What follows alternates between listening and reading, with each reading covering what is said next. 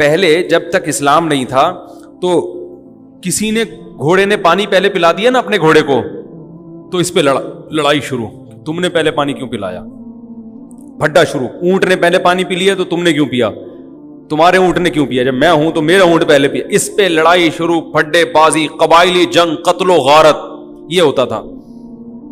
لیکن یہ وہی صحابہ جو بیٹیوں کو زندہ دفن کر دیا کرتے تھے, جب اللہ کو پر ایمان لائے ہیں, پتہ چل گیا بھائی ہمیں اللہ نے پیدا کیا ہے, وہ ہمیں کھلاتا ہے, وہ ہمیں پلاتا ہے, وہ ہم سے حساب و کتاب لے گا. یہی صحابہ ہیں کہ جب اللہ ان کی سمجھ میں آیا ہے تو جنگ میں زخمی پڑے ہوئے ہیں, ایک پانی مانگتے ہیں تو کہتے ہیں بھائی, جب ان کے پاس پانی لے کے پہنچے دوسری طرف سے آواز آئی پانی, کہتے ہیں پہلے ان کو مجھے بعد میں. دوسری طرف گئے, انہوں نے کہا پہلے ان کو. سب شہید ہو گئے لیکن پہلے وہ. یہ وہی صحابہ ہیں, یہ وہی حضرت عمر ہیں جو زمانہ جاہلیت میں بڑے ظالم سمجھے جاتے تھے, بڑے سخت, مگر اسلام لانے کے بعد جب حکومت ہاتھ میں آتی ہے 22 لاکھ مربع میل کے حاکم بنتے ہیں, تو بوری پہ راشن ڈال کے گلیوں میں گشت کر رہے ہیں کہ کوئی بھوکا سو گیا تو قیامت کے دن میرا گریبان نہ پکڑا جائے کہیں. ان کو پتا ہے کہ مجھے اللہ نے پیدا کیا تو اللہ مجھ سے اس بارے میں حساب لے گا. ان کو پتا ہی ہے کہ اللہ پوچھے گا. کیسا زبردست واقعہ حضرت عمر کا کہ ایک گھر میں گزرے تو آواز آئی نا رونے کی. پتہ یہ چلا کہ ایک عورت کے ہاں بچے کی ولادت ہونے والی ہے, پریشان ہے, تو دائی کا انتظام کیا اس کے لیے. گھر میں قحط پڑا ہوا ہے, بھوک سے بچے رو رہے ہیں. حضرت عمر رضی اللہ تعالیٰ عنہ گئے اور بورے پہ جو ہے نا راشن اور کھانا وانا لے کر گئے. تو مجھے یہ جب پورا واقعہ میں سنتا ہوں, مجھے اتنا میں جذباتی نہیں ہوتا, لیکن اس واقعے کا جو آخری جز ہے نا وہ انسان کو جذباتی بنا دیتا ہے. یہاں تک بھی ہو گیا بھائی ٹھیک ہے, کسی کو بھوکا دیکھا تو اپنی جو ہے نا وہ اپنے کندھے پہ بوری رکھ کے کھانا رکھ کے, خلی امیر المومنین 22 لاکھ مربع میل کا حاکم, اتنا بڑا, اور جس کے روم اور فارس کی سلطنتیں کانپتی ہیں اس کا نام سن کے, گھبراتی ہیں کہ یار بہت طاقتور ہے.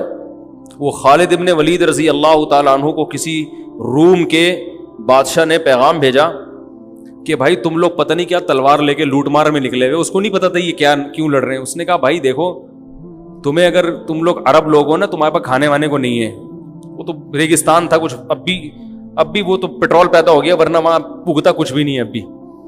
تو اگر تمہیں کچھ خوراک چاہیے, کھانا چاہیے, تو ہم روٹی کا انتظام کر دیتے ہیں, پینا چاہیے تو پانی کا انتظام کر دیتے ہیں, کوئی لائن وائن بچھا دیں گے آپ.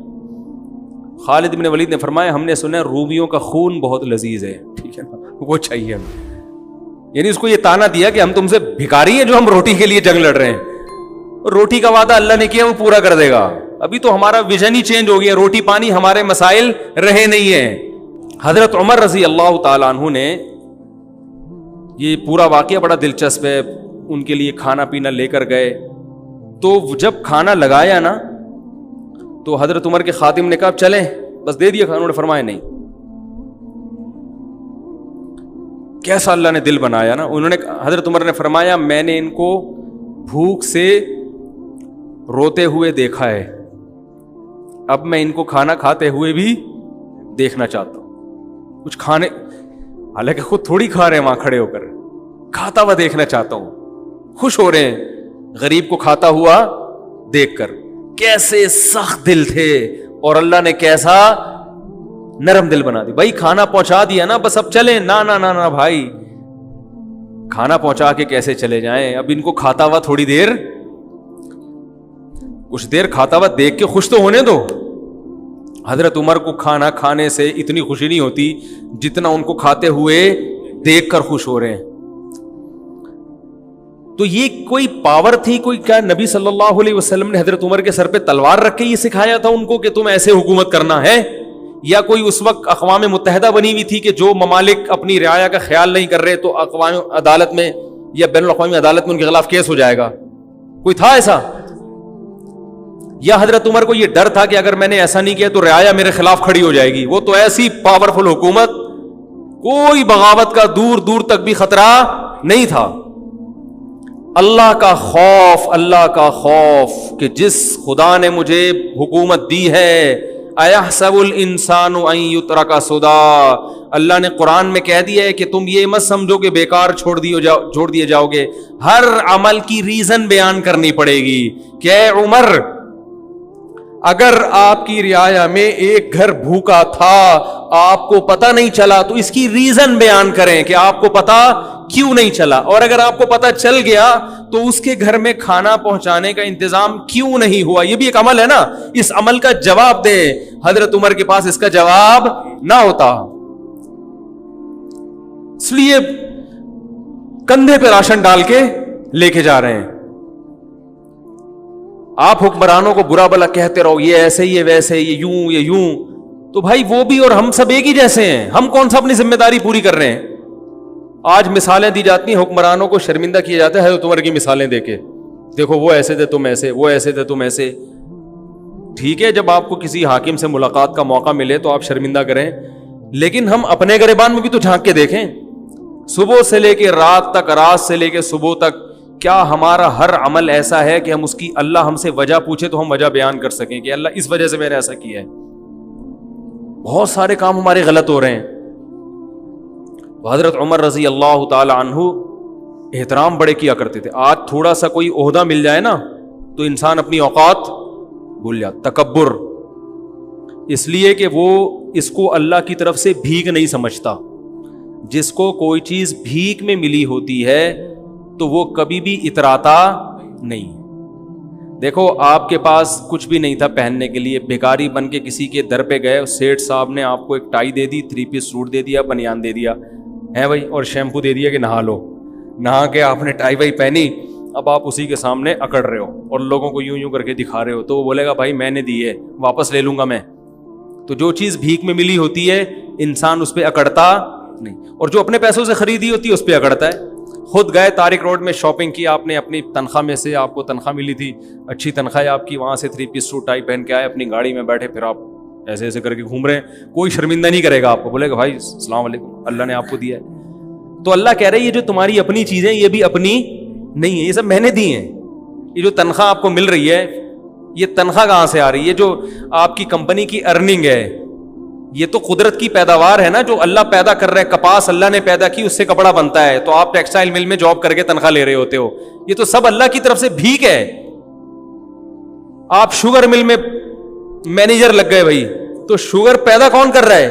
یہ گنے اللہ پیدا کر رہا ہے. آسمان سے پانی برستا ہے اور وہ میٹھے لکڑیاں پیدا ہو جاتی ہیں، اس سے میٹھی میٹھی لکڑیاں پیدا ہو جاتی ہیں شہد جیسی، اس سے رس نکلتا ہے. ایک بارش ہے جو دنیا کی ہر چیز پیدا کر رہی ہے، ایک پانی ہے جو دنیا کی ہر چیز پیدا کر، تبھی پانی بند، سب کچھ ختم. تو یہ سب چیزیں بھیک میں ملی ہیں. تو حکومت بھی کس میں ملی ہے؟ بھیک میں. تو حضرت عمر جانتے تھے کہ مجھے جو حکومت ملی ہے کس میں؟ اللہ نے بھیک میں دی ہے، یہ میرا کمال نہیں ہے. تو لہذا بڑوں کا احترام کرتے تھے. حضرت خولہ بنت ثعلبہ رضی اللہ تعالیٰ عنہ کا بڑا دلچسپ واقعہ ہے. حضرت خولہ بنت ثعلبہ جو تھیں، ان کے شوہر نے ان سے زہار کیا. زہار کہتے ہیں کہ انتی علیہ کظہر امی، بیوی کو اپنے ماں کے کسی محترم عضو سے تشبیہ دے دینا کہ تم مجھ پر ایسے ہو جیسے میری ماں کی طرح ہو. تو عرب میں یہ الفاظ طلاق کے سمجھے جاتے تھے. تو جب ان کے شوہر نے یہ الفاظ کہے تو یہ پریشان ہو گئے کہ طلاق ہوئی ہے کہ نہیں ہوئی ہے. نبی صلی اللہ علیہ وسلم کے پاس آئیں، فتح مکہ کے بعد کا واقعہ یہ. عرض کیا یا رسول اللہ، کیا میں اپنے شوہر پہ حرام ہو گئی؟ آپ نے فرمایا حرام ہو گئی. وہ بار بار اللہ کی طرف دیکھتی کہ اللہ کوئی صورت پیدا کر دے. چھوٹے چھوٹے بچے بھی تھے، شوہر سے بہت محبت بھی تھی. پھر جاتی ہیں، پھر واپس آتی ہیں، یا رسول اللہ. جیسے لوگ طلاق دیتے ہیں نا بیوی کو، تو پھر عورتیں بھی آتی ہیں، مرد بھی آتی ہیں، مفتی صاحب 3 دے دی ہیں کچھ تو ہمارے نبی کیا کہہ رہے تھے کہ طلاق یعنی نکاح ختم، حرام ہو گئی ہو ہمیشہ کے لیے. اس لیے کہ آپ اپنی طرف سے، تو مفتی بھی اپنی طرف سے کچھ نہیں بتا سکتا. جب بار بار آئیں اور آسمان کی طرف دیکھتی تو اللہ نے آسمان سے آیتیں نازل کی. قد سمع اللہ، 28ویں پارے کا پہلی آیت، قد سمع اللہ قول التی تجادلک فی زوجہا، تحقیق سن لی اللہ نے بات اس عورت کی جو اے نبی اپنے شوہر کے بارے میں آپ سے جھگڑا کر رہی تھی. واللہ یسمع تحاورکما، اللہ تمہاری سرگوشیوں کو باتوں کو سنتا ہے. اور پھر اللہ نے آیتیں نازل کی والذین یظاہرون منکم من نسائہم, جو لوگ اپنی بیویوں کو ماں کے کسی عضو سے تشبیہ دے دیں, اظہار کریں, تو اس طرح کہنے سے ان کی بیویاں حقیقت میں ماں نہیں بن جاتی. یہ طلاق کا جملہ نہیں ہے, نہ اس سے طلاق ہوگی نہ بیوی حرام ہوگی, لیکن یہ بری بات ہے. تو بری بات کی سزا یہ ہے کہ جو شوہر ایسا جملہ کہے گا تو وہ بیوی کے قریب نہیں جا سکتا جب تک کہ ایک غلام کو آزاد نہ کر دے. اور جس میں غلام کی طاقت نہیں ہے وہ 60 روزے لگاتار رکھے. جو 60 روزے بھی نہیں رکھ سکتا, کمزور ہے, بیمار ہے, تو وہ 60 مسکینوں کو 2 ٹائم کا کھانا کھلائے, اس کے بعد بیوی کے پاس جا سکتا. تو اللہ نے آیتیں نازل کی. کیا خیال ہے بھائی؟ اب آیتیں نازل ہونے کا آپشن, اس لیے 3 طلاقیں دیں تو وہیں بیٹھ کے بس سمجھ جائے گا کہ بیوی حرام ہو گئی ہے. ٹھیک ہے نا؟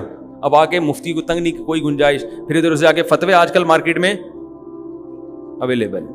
اور میں بتاتا ہوں اہل حدیث علماء کا میں احترام کرتا ہوں, لیکن 3 طلاق کے مسئلے میں ان کی رائے 100% غلط ہے, بالکل قرآن و حدیث سے متصادم, اجماع امت کے خلاف ہے. اس لیے ان کے فتویٰ سے بیوی حلال نہیں ہوگی. خود اہل حدیث کے لیے بھی اس فتوے پر عمل کرنا جائز نہیں ہے. تو رسول اللہ صلی اللہ علیہ وسلم نے ان کو بتایا کہ اللہ نے تمہاری بات سن لی. تو یہ بڑی ایک فضیلت تھی. یہ حضرت عمر کے دور حکومت میں یہ بوڑھی ہو چکی تھی, خولہ بنت ثعلبہ جو ہے نا, ظاہر ہے وقت گزر گیا تھا, بوڑھی ہو چکی تھی. ایک دن حضرت عمر جا رہے ہیں تو ان کو پتا چلا کہ امیر المومنین گزر رہے ہیں, تو یہ بوڑھی ہو گئی تھی. انہوں نے حضرت عمر کو روکا اور ٹھیک ٹھاک سنانا شروع کر دی. تم بادشاہ بنے ہو, تم مسلمانوں کے امیر ہو, تمہیں قوم کا خیال نہیں ہے, تم ایسے کر رہے ہو, تم ایسے, جیسے عادت ہوتی ہے بڑے بزرگوں کی.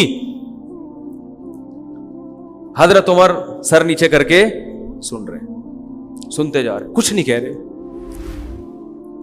ایک بات خوب اچھی طرح سمجھ لیا کریں کہ جب کوئی بڑا نصیحت کرے نا, چپ کر کے اس کو سن لیا کرو, چاہے وہ غلطی کر رہا ہو, آپ کے اندر وہ غلطی نہ بھی ہو تو سن لیا کرو. آج کل نوجوانوں میں یہ بدتمیزی بہت ہے کہ باپ سمجھا رہا ہے, ماں سمجھا رہی ہے, فوراً جواب دینا شروع کر دیں گے, نہیں آپ غلط کہہ رہے ہیں, میں نے تو ایسا, میں تو ہوئی نہیں ایسا. اگلا کہہ رہا ہے, باپ کہہ رہا ہے بیٹے کو کہ بیٹا تھوڑی محنت سے پڑھا کرو, تھوڑا سا کاروبار بھی سنبھالو, تمہیں اماں انڈے لینے کے لیے بھیجتی ہے, تم دہی لے کے آ جاتے ہو, جتنے انڈوں کا بولا ہوتا ہے اتنے لے آیا کرو, وقت پہ لایا کرو. ٹھیک ہے نا؟ چپ کر کے آپ سارے کام وقت پہ کر رہے ہیں, لیکن اس وقت تھوڑی دیر چپ کر کے بولو بھائی سن. اس وقت فوراً جواب نہ دیا کریں, نہیں میں تو لے کر آیا ہوں نا, میں تو اس وقت بھی گیا تھا, تو بتائیں کب میں نے دیر کب کی ہے. یہ بڑی بدتمیزی ہے. گھروں میں یہ سسٹم ہی ختم ہو گیا سننے کا. او بھائی تھوڑی دیر سن لے, 5 منٹ, ٹھیک ہے نا, بول اچھا ٹھیک ہے, انشاءاللہ کوشش جاری رہے.